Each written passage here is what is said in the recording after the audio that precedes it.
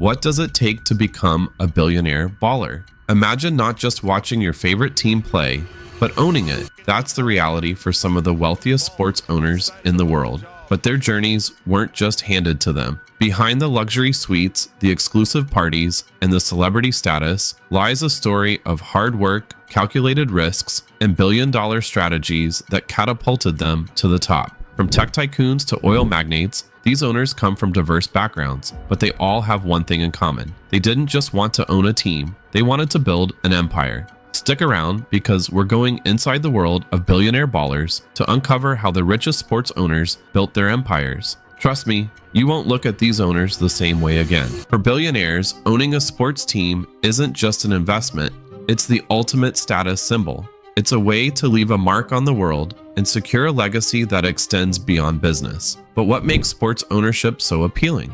For some, it's about being part of a thrilling competitive world. For others, it's about the power and influence that come with controlling a team beloved by millions.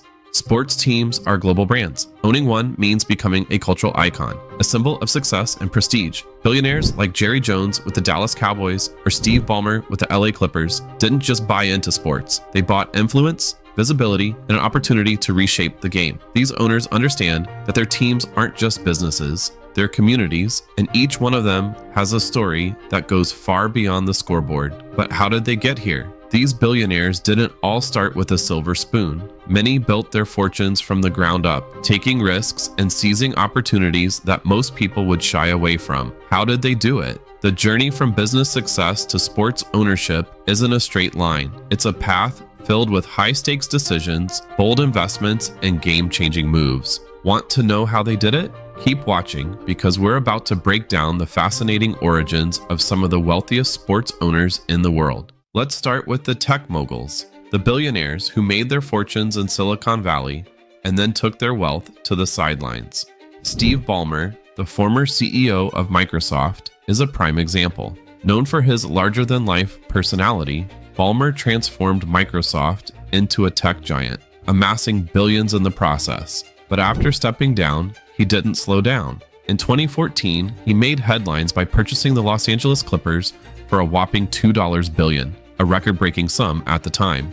Why did he do it? For Balmer, it was about more than just owning a team. It was about revolutionizing it. Under his ownership, the Clippers have become one of the most innovative franchises in the NBA, leading the way in analytics, fan engagement, and digital media. Balmer's tech expertise and passion for competition have transformed the Clippers into a team with a new vision and direction. Then there's Mark Cuban, who took a similar path.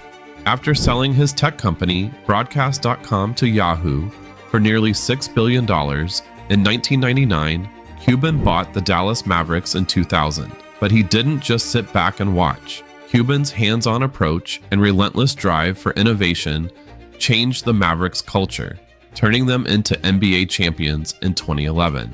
His focus on technology and player-centric management redefined what it meant to be an owner in the modern NBA. Balmer and Cuban aren't just owners, they're innovators. They've taken Silicon Valley's forward-thinking approach and applied it to sports.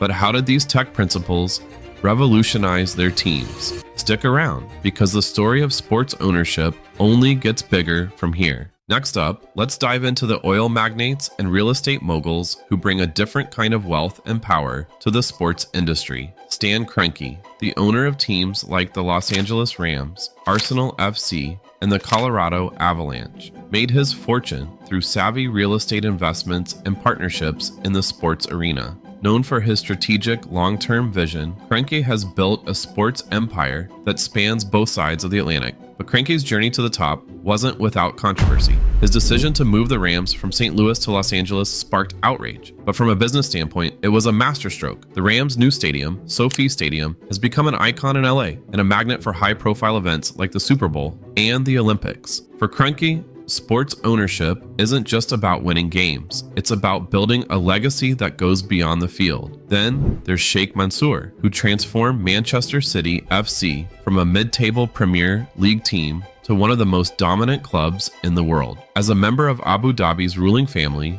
Mansour invested billions into the team, bringing in top players, managers, and state-of-the-art facilities. Under his ownership, Manchester City became a force in European football, winning multiple titles and creating a global brand that rivals the biggest names in sports. For Kroenke and Sheikh Mansour, sports ownership isn't just a business, it's a power play on a global stage. But what does it take to transform a team into an international icon?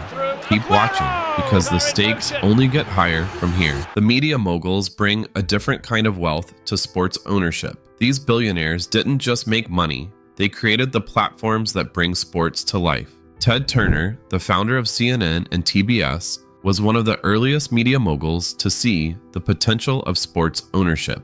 In the 1970s, Turner bought the Atlanta Braves and the Atlanta Hawks, not just to make money, but to secure content for his TV networks. Turner's ownership turned the Braves into a national phenomenon, reaching millions of homes through TBS. His visionary approach changed the way sports were broadcasted, creating a model that modern media moguls like Robert Kraft and David Tepper continue to follow. Kraft, owner of the New England Patriots and the New England Revolution, built his fortune in media and real estate, and used his wealth to transform the Patriots into one of the most successful franchises in NFL history.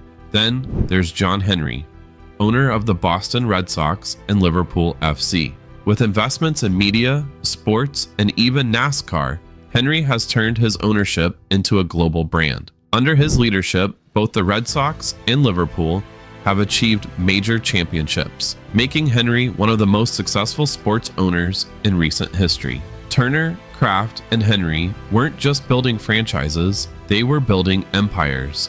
How did their media savvy help them create some of the most powerful brands in sports? Stay with us, because the world of billionaire ballers only gets more intense. For these billionaires, owning a sports team is about more than just profits and championships. It's about creating a legacy. Jerry Jones, Steve Ballmer, and Robert Kraft have used their teams as platforms for innovation, changing the way we experience sports. They're not just team owners, they're visionaries reshaping the industry. Take Jerry Jones, for example. When he bought the Dallas Cowboys in 1989, the team was struggling. But Jones didn't just want to turn the Cowboys around, he wanted to make them America's team. With groundbreaking stadium deals, branding, and merchandising, Jones turned the Cowboys into the most valuable sports franchise in the world, now worth over $8 billion.